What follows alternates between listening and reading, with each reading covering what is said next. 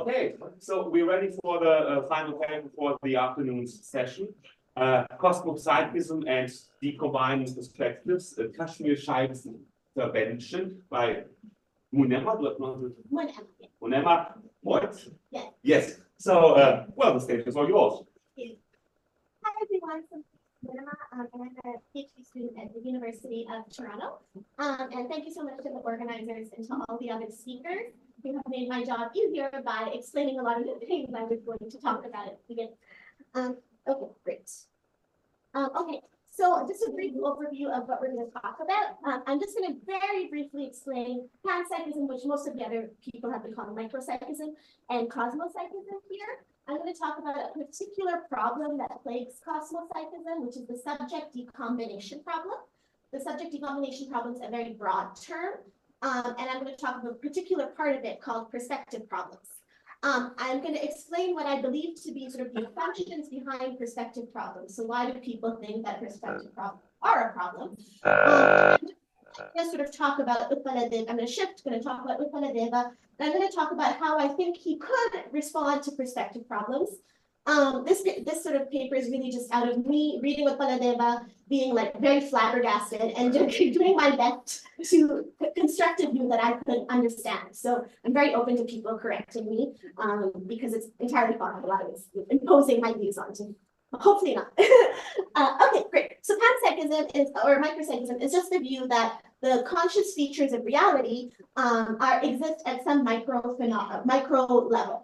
And then let's just say neurons. So there is consciousness at a sort of level of neurons are conscious, and then somehow when they combine, boom, bada bing, like we're sort of born, you know? And so we're macro subjects. So there's micro subjects, macro subjects. There's lots of different versions of panpsychism. We don't have to get into that.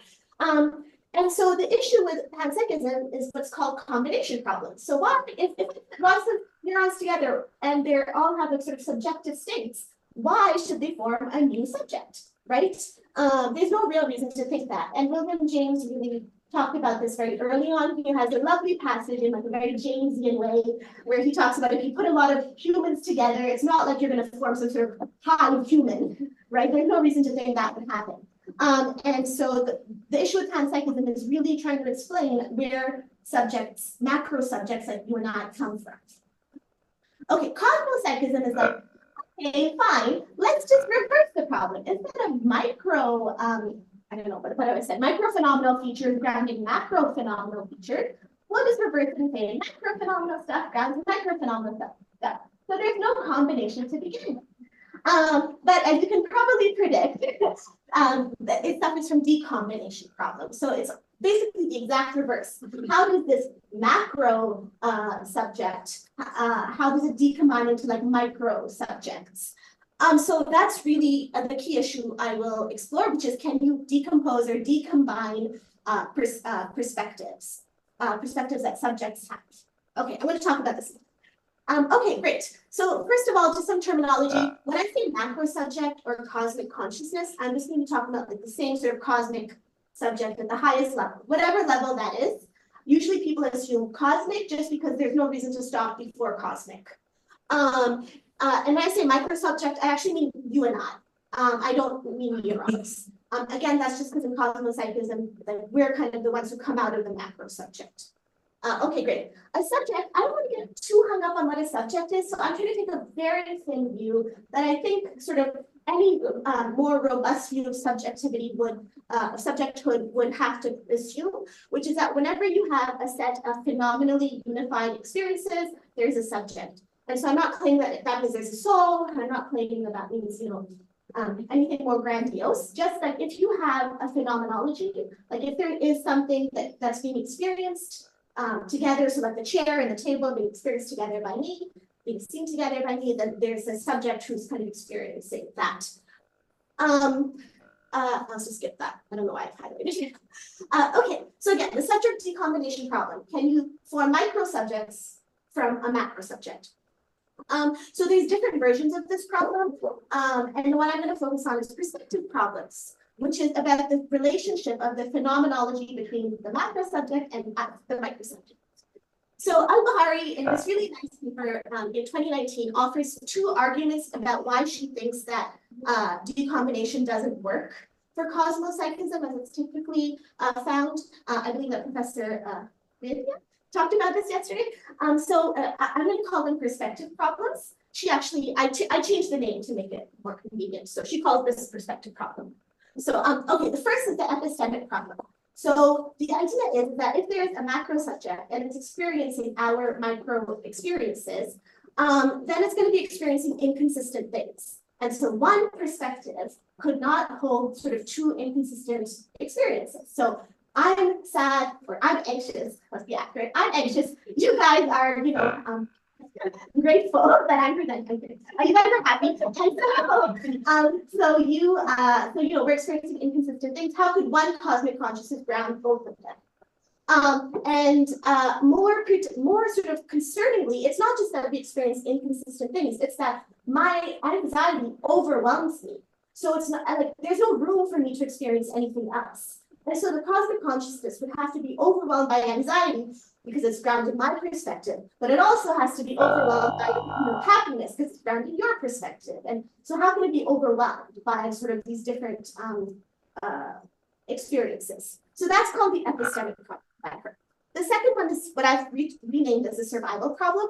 So the idea is just that if there's a perspective and there were micro perspectives in it, they would just stop being perspectives. So you can have, I can think of your perspective, I can think about your perspective as content, but I cannot actually hold it as a perspective. So even if we figuratively say we share a perspective, that's not literal. Like we're just talking figuratively. So there's no way to actually share or overlap perspectives in some way. And so she calls that the idea that a perspective wouldn't survive in another perspective as a perspective. Okay, cool. So those are the two perspective problems. Great. Just briefly, like some reasons that some common sense answers wouldn't work. Okay, why not just say that the cosmic consciousness is grounding our perspectives, but it's not experiencing them? So the reason is that what Philip Goff calls the free lunch constraint, and I think this is from like an Isaac Asimov book, which I haven't read. Anyway, so he talks about how if you have a fundamental theory of reality that's supposed to be grounding things, it has to explain where the thing that's grounding is coming from. So like if the cosmic consciousness was grounding our perspectives but not experiencing them, then we need some other fundamental facts to explain why we're experiencing them as perspectives. So so you're basically kind of like missing the explananda. That's the one that should be explained, the thing to be explained. Okay, another one is just saying, okay, the cosmic consciousness is really weird and bizarre. We don't get it. It's full of inconsistent, weird things. So the idea first is that I think that it's hard to know how that would be like a subject, like a macro subject, which was the original claim of cosmopsychism, if you have such bizarrely inconsistent experiences. But even more importantly, just from a dialectical perspective, the point of cosmopsychism was to answer subject combination problems. So like, if you're just going to throw in the towel and be like, no, there's no subject at that level, at some point it seems like, why are you even bothering with this endeavor, right? Like just go back to panpsychism and work it out at that level. That's how I think. Okay, great. Al-Bahari has her own response where she says that there's no cosmic subject. So again, Professor Vidya talked about this yesterday. So she basically denies the subjectivity at the cosmic level, at the high level. And then there's no issue of like subject decombination problems because this isn't a subject and we're subjects. And so there's no sort of clash between our subjectivity or our perspectives. So I feel like that's not enough. I think that then there becomes a question of like, at what level does perspective arise? And I just think that's like a really difficult issue. And Shani has what I can see as like a very similar point of view where he sees micro subjects as like black holes, so almost like subconscious experiences that the cosmic consciousness cannot directly access. Anyway, I have to say the problem with both of them, which is that I feel like you're not explaining the respect how our perspectives are coming from at that point. Okay, now I'm going to talk about what I think are three assumptions of the perspective problems. And then I'm going to talk about where I think Utpanadeva like addresses them and how I think he talks about them. So the first is called subject perspective. The second is called transparency. I'm open to a better name because philosophy of mind is like full of transparency claims. And the third I'm going to call incompatibility. Okay, So subject perspective. So the idea here is that if there's a subject and it has a perspective, that's all I'm trying to say is like an assumption of a perspective problem. So if you're a subject, then there has to be something that's like to be you. And so our job is just to explain what perspectives are. So Shani says that a perspective is a unique anchor point on phenomenal content. So I think the idea is something like you and I can both see this chair, but my perspective is just like the unique anchor point from which I see this chair, and yours is the unique anchor point from which you see this chair. So same phenomenal content, but somehow our perspectives are what makes it different. From what I understand, we just have to kind of understand what makes these two things different. So like, why is it that your perspective of the chair is different from my perspective of the chair? I think that there could be two reasons that this happens. The first I'm going to call a content-based view of perspective, and the second an indexical-based view of perspective. So what I'm saying content-based view of perspective is the reason we have different perspectives on the same chair is just because you're happening to be sitting there and I'm happening to be sitting here. And so you just experience the chair differently. And that's just true of us across our entire lifetimes. And so if it had been the case that you had lived my life, you would actually just have my perspective, literally speaking. It just so happens that we're always going to have like different histories. And so in a content-based view of perspective, there's this idea that perspectives are forming somehow. They're not something that is sort of given to us at birth, that are then filled in by experiences. The indexical-based view of perspective, I'm claiming, is something like a bit more necessary. So the idea is that you and I have a different view of perspective because, for example, you have a different soul than I do.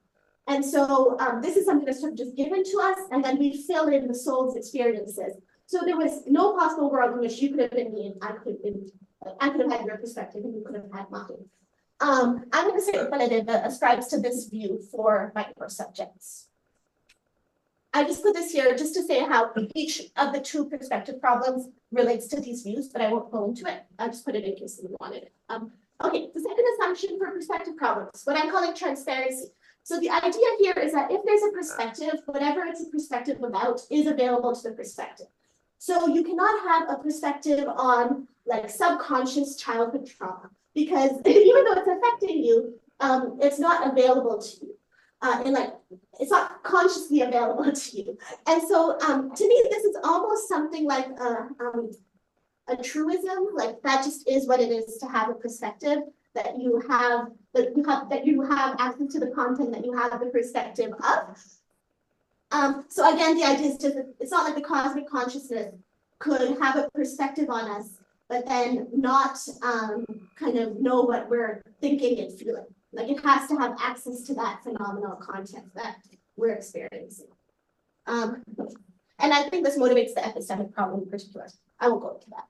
The third one is what I'm calling incompatibility. So this is the idea that perspectives are incapable of overlap, including containment. And again, I'm speaking literally.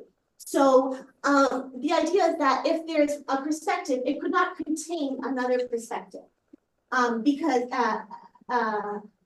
as a perspective. So think about the survival problem. The idea is that the perspective would then just become phenomenal content. It wouldn't actually be a perspective anymore.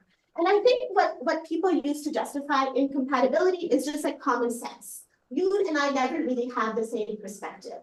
You are like a private person, I'm a private person. At some level, we're like never really gonna know what the other person is like. So I think that's what motivates this thesis. Okay. So of course, to demotivate perspective problems, we have some options. We can deny subject perspective, we can deny transparency, or we could deny incompatibility.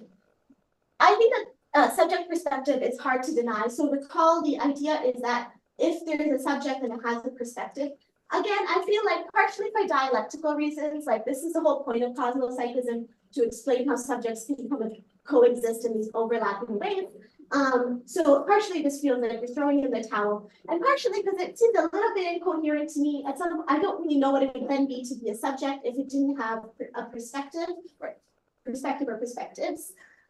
So at least I don't think this is like the first move we should make. The second idea is to say that you can have perspectives without their phenomenal content always being available to them.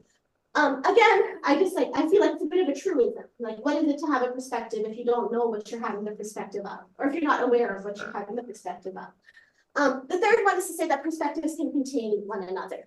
And so again, the justification for this thesis, I had said, seems to be a bit more empirical, like it's based in our kind of experiences. And so maybe it's like the easiest one to deny. And I'm going to claim that this is obviously what Baladeva, not obviously, this is what he denies. Great.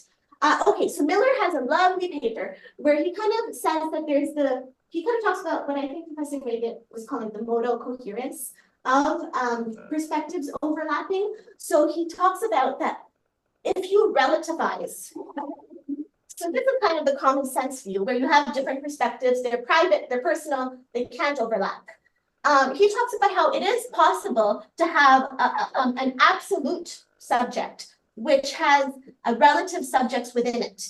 And the relative subjects would all have phenomenally bound experiences, meaning that they would be limited in their experiences, but the big one would kind of be able to experience all of them. So I bring this up because I feel like he kind of explains why it's a possibility, but I didn't understand what that would mean in actual kind of like, how does it happen terms? So what I was hoping was to like find that out from Baladeva. Like, what's the actual way that this happens? How do these things relate to each other, these circles, these perspectives? Okay, so the subject decombination problem, I'm focusing on the issue of decombining perspectives. Perspective problems are based on what I said, 3 assumptions. The most promising one is to deny that perspectives are incompatible. And so now the question is, how do we explain what it is for a cosmic macro subject to contain perspectives, our perspectives? What is the account of what this diagram actually means? Like, what would it actually mean in like mechanical, like sort of generative terms or like mechanical terms? Okay, Baladeva was a 10th century thinker. People have talked about him before. I'm not going to get into it too much. I used sort of these texts. He has a lot of texts. I didn't look at them. A mini point is that these are theorized by Torella to be written at the same time. So I'm going to be taking them to be presenting the same view. So the text and its auto commentary, I'm just assuming they're presenting the same thing and he didn't change his mind. Okay, so just very basic, again, this has been talked about before. So Shiva's activity is explained by 2 processes.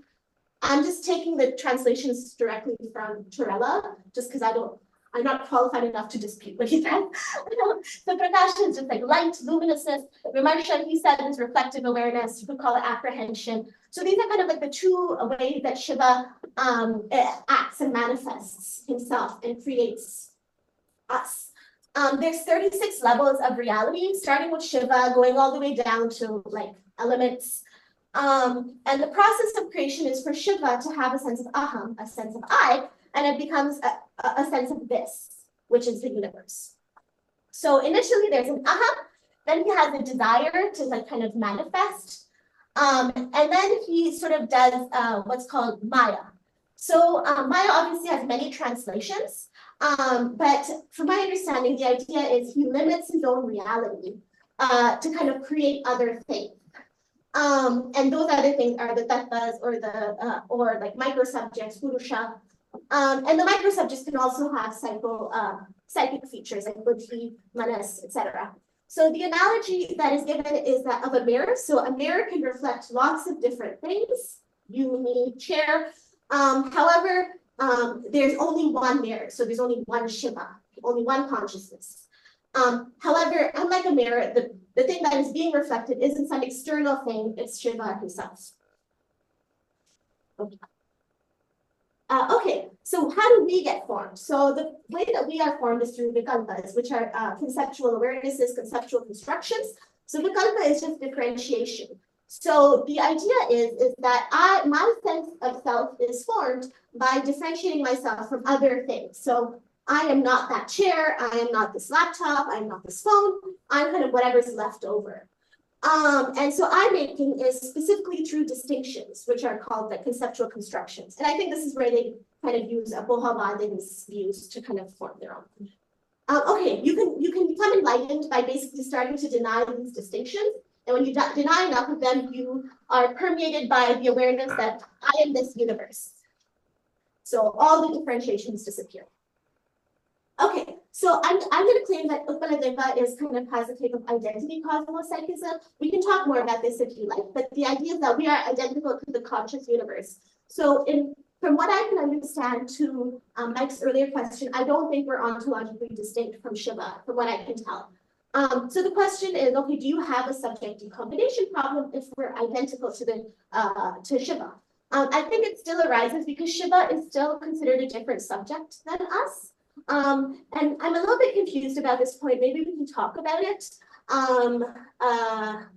But in any case, because he still seems to be something over, above, and beyond us, even though we are reduced to him. So Chalmers talks about even in identity cosmopsychism, there's still a structural mismatch worry, which is it's hard to see how the universe's experiences, Shiva's experiences, should have anything like the structure of my experiences. So we still need to explain how Shiva's consciousness is related to our perspectives. Okay, so I'm going to talk about the formation of micro-subjective perspectives. So the goal is to understand how do you form perspectives so as to see how they can be grounded in Shiva's perspectives. So aham karana is literally I making. I'm going to call it perspective formation. So he said, Uppaladeva says, the liberated soul looks at the common cognizable reality as being undifferentiated like from himself, like Maheshvara. The bound soul, on the contrary, looks at it as absolutely differentiated.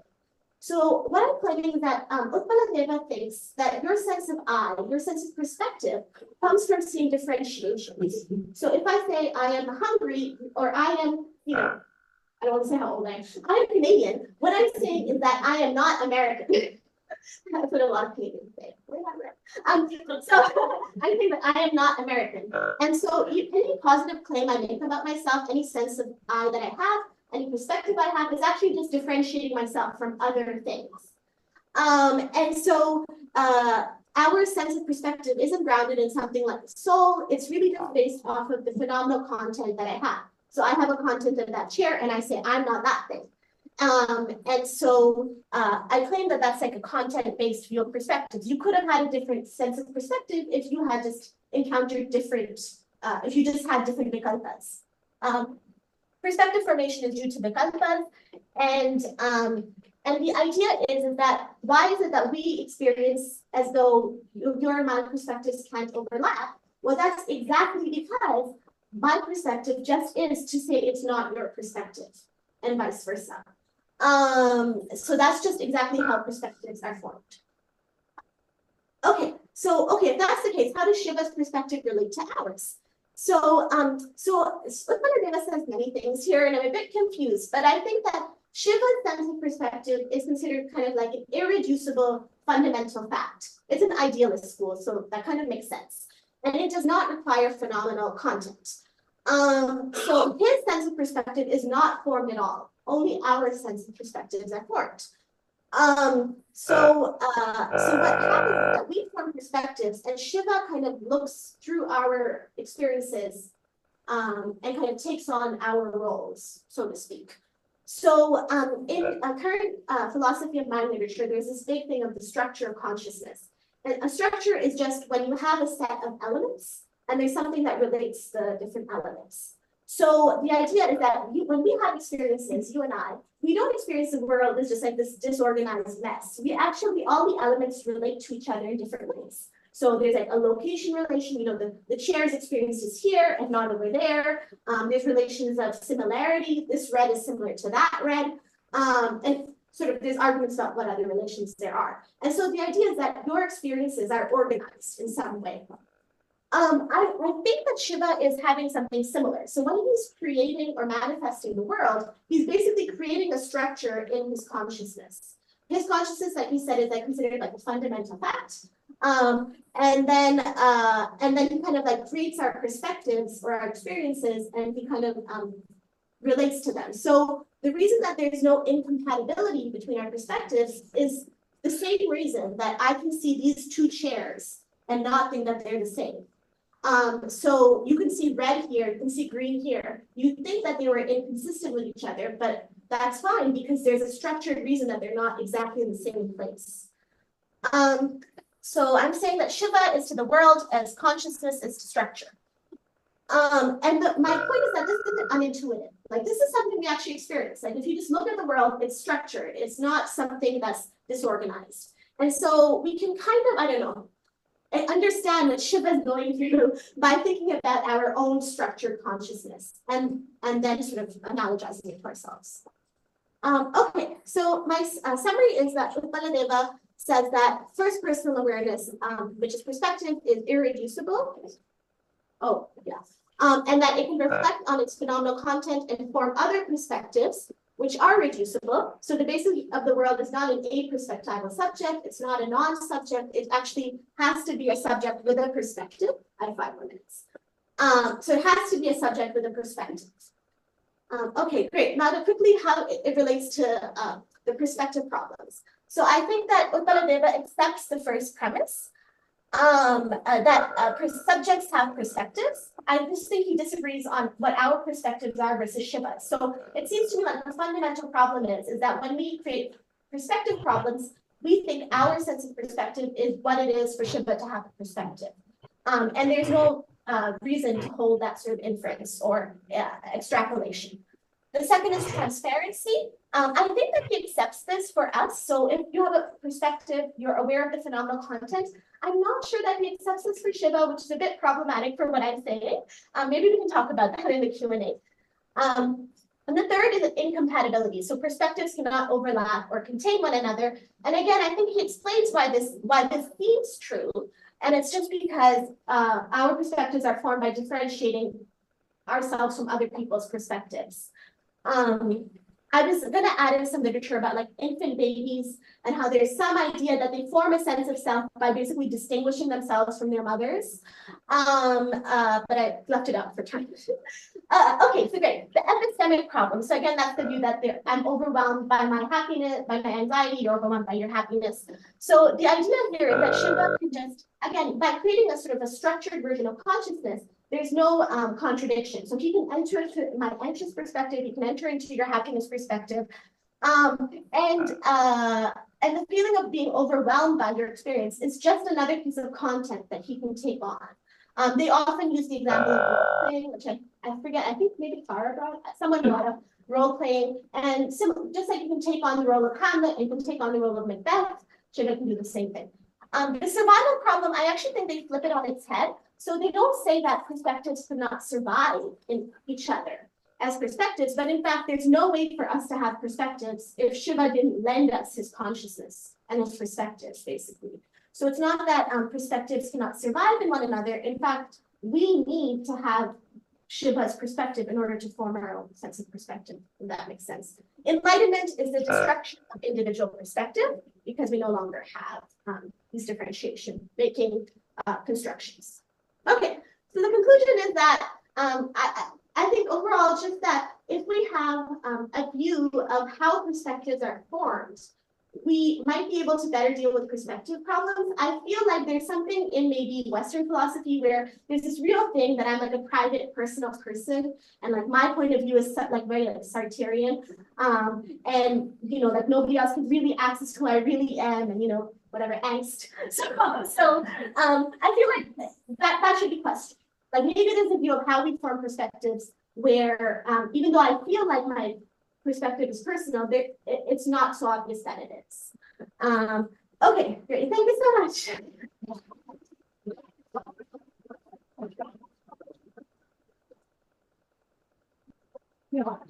Thank you very much. So we have 10 to 15 minutes for discussions, and I already see the first question, Joanna. Yeah, thank you. It was super interesting, and particularly going the last lot of the day, you did fantastic. Oh, thank you. I have a clarification question. So, at one point, I was thinking that what makes my perspective is that Shiva creates like the conceptual categories, thereby allowing us to differentiate, and that's for the second individual perspective. But then at the end, you also said that Shiva lends us his perspective. So I just want clarity on which that is, because the first option sounds very much like some Western idealists. But then we're not really subject, we're just ideas in the mind of God.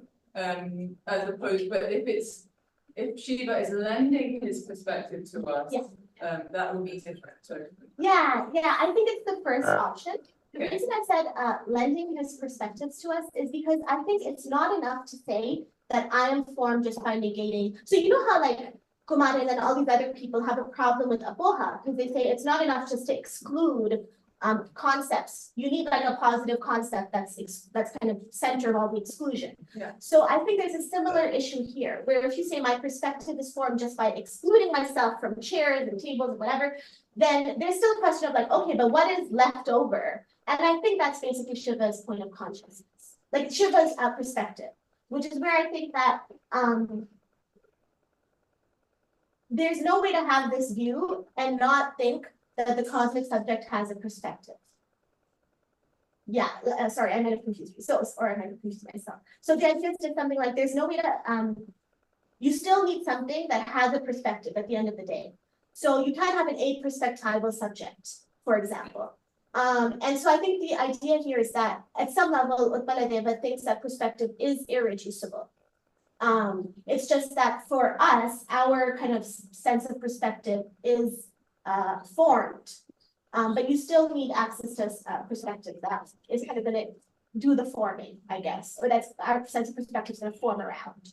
And I think that's specifically just because of what Al-Bahari Shah would say. I think there's this real tendency to try to deny perspective at the fundamental level. And I was trying to emphasize that no, for these people, you still need perspective at the fundamental level. Like there is some level at which it is inexplicable, it is fundamental. That helps. Yeah, thank you. I have a belief that we need it. That's fundamental. It's a very good question. Thank you, Munema. Wonderful talk. Just a clarification on the question. So, is your final view that according to Utpaladeva, the only perspective considered indexically is Shiva, but there are multiple perspectives when you can think of perspectives in their subject view or in their content view, right? Mm-hmm. Is that your final interpretation? So Yeah. only perspective considered indexically is Shiva, while there are various other perspectives when you define perspectives in terms of content. Yes. Okay. That's a really good question. So 100% yes, that our perspective is content-based view. I don't think you can, I think if you're like very nitpicky, you can't say this is Shiva's perspective. Because the point of this is that something is explaining what perspective is, right? So for example, a soul is going to ground perspectives. Whereas the whole point of Shiva's perspective is it's not grounded. It's just a fundamental fact. So yeah, I think so. Yeah, but I mean, perhaps then, I mean, you can just think that as the only ontic locus of experiencing itself is Shiva. Yeah. Everything else is Shiva's content. Yeah, right? that's it. That's what I read him as saying. Yeah. Thanks. Just to go back to that first question, is it that then we've got individual perspective from the world, as it were, but there is such a which is always mediated through the senses and through body and so on. But there is does Shiva have a total perspective? Does that make sense? Yes, I think he does. Yeah. I think there's a sense because when you're enlightened, you take on this total perspective. I think that but he also is able to have our micro perspective. So this is where I think attention is really interesting. I don't think in this work Baladeva talks about it, but I think for us, having a perspective on something and attending to it are basically identical terms. I think for Shiva, you can either say his consciousness, he has a lot of divided points of attention. So he can have your perspective and mine at the same time because he's kind of dividing his attention, so to speak. Or you can say that his perspectiveness somehow doesn't require attention. Like you can have perspectives on things without having attention of them. But I don't know, that was like an idea I was floating around for a while, but I haven't figured it out exactly. I think for us, because perspectives are formed through paying attention to things. So I only form a perspective by paying attention to my phone and saying, I'm not my phone. Yeah. I don't actually do that. I very much identify with myself. Looking at my phone and saying, I'm not that phone. So by paying attention.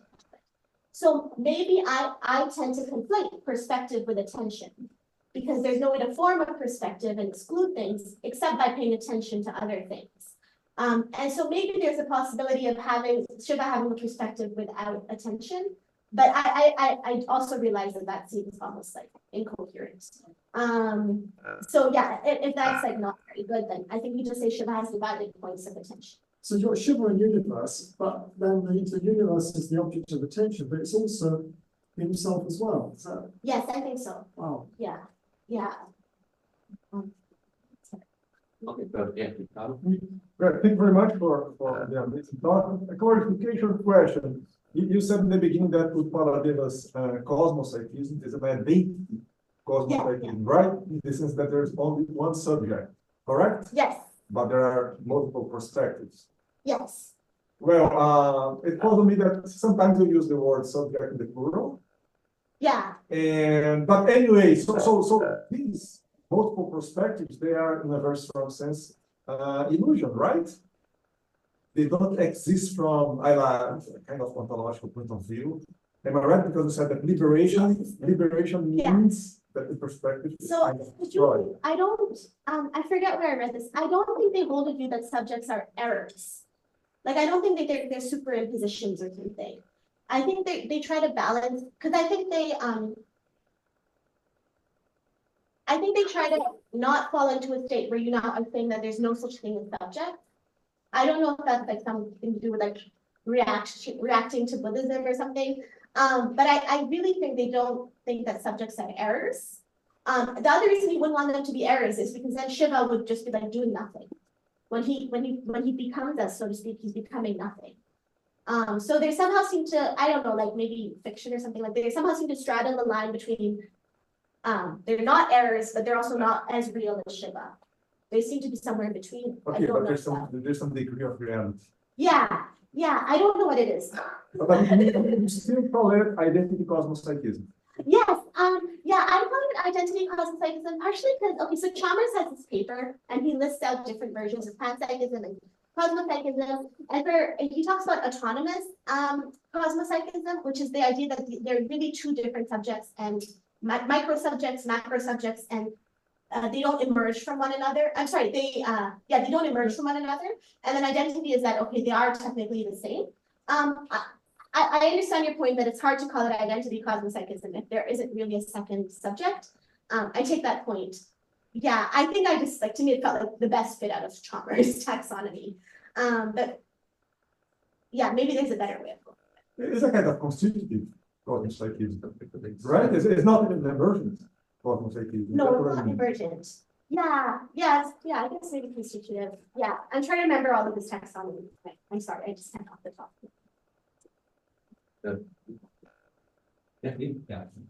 Thanks. This was a great talk. I wanted to suggest one reference. Linda Zetsky has a book on the subjectivity, which is she's trying to explore the classical monotheistic conception and how God could grasp the subjectivity of nature. Anyway, it's very rich, interesting. I feel like there may be points, even though it's a very different metaphysical framework. Linda Hoover? Zetsky. But I have one question, which was the idea that Shiva grasps these limited perspectives. Mhm. Is that I'm fully getting that? And I wonder because I feel like limited perspectives are applied. They're it's essential to a perspective, even if there's no subject, that it be bounded in some way, Yeah. that it include Yeah. all this and no more. And then the question is, how does a boundless subject grasp that kind of notion of limitation, grasp it as limitation? Right, so I think, okay. Or is it grasping the content, but not the boundedness Yeah. that frames the content? Yeah, okay, I think I'm following. So one of Al-Bahari's issues is the epistemic problem. Her issue is that, let's say the bounds of my experience are that I'm overwhelmed by my experiences, right? So there's no like way that another experience could come in. So the overwhelmingness is kind of my experience of the boundedness, let's say. And so I think that rather than this being like a second order property of my phenomenal experiences, I think that for Shiva, it's just another piece of content that he can take on.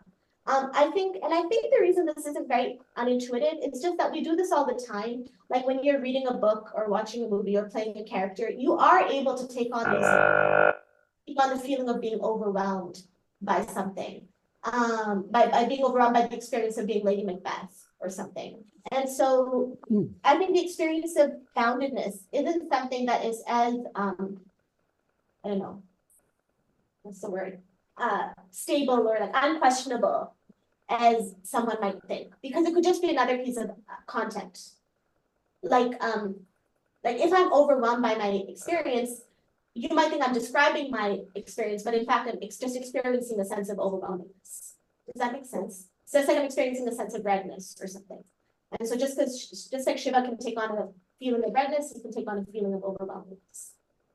I don't know. Yeah, well, it seems easier for us to do that because we have our own, each of us has our own boundedness.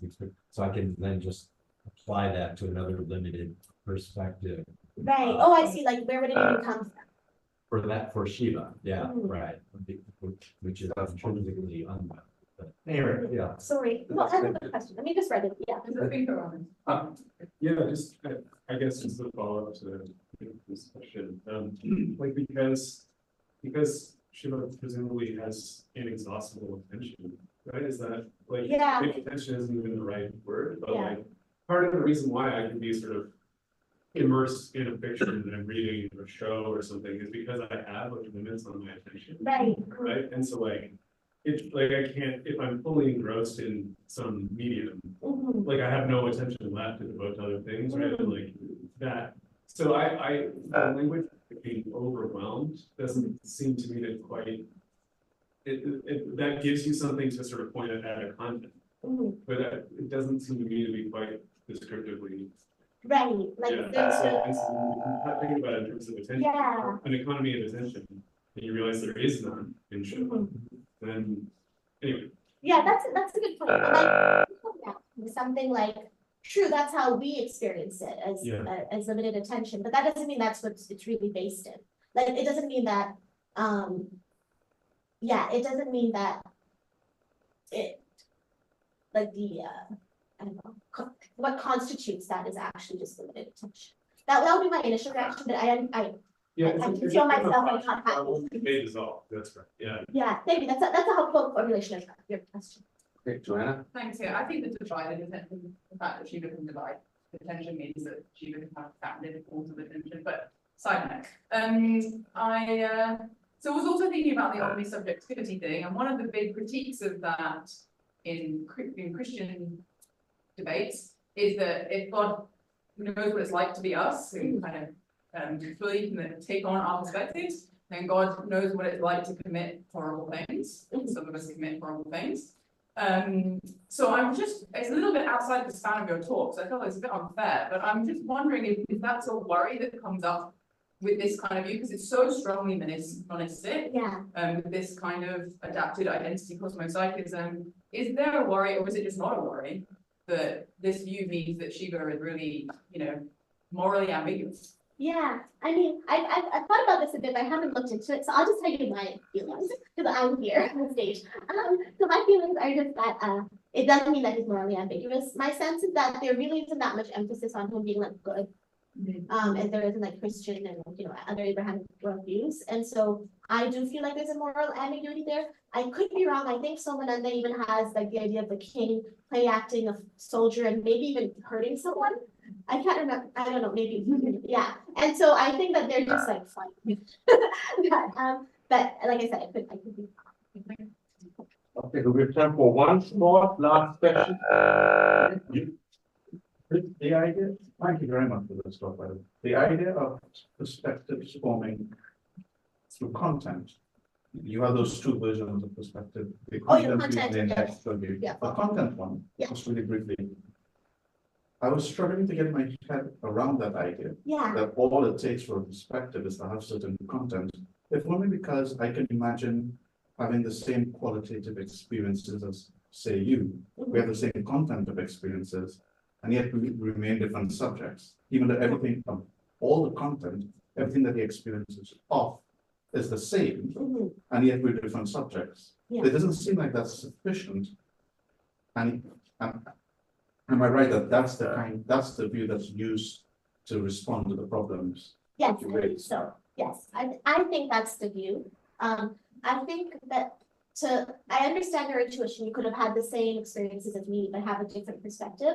I think that they would just say that's wrong. Like you just don't remember what it was like to be a baby and form a sense of perspective.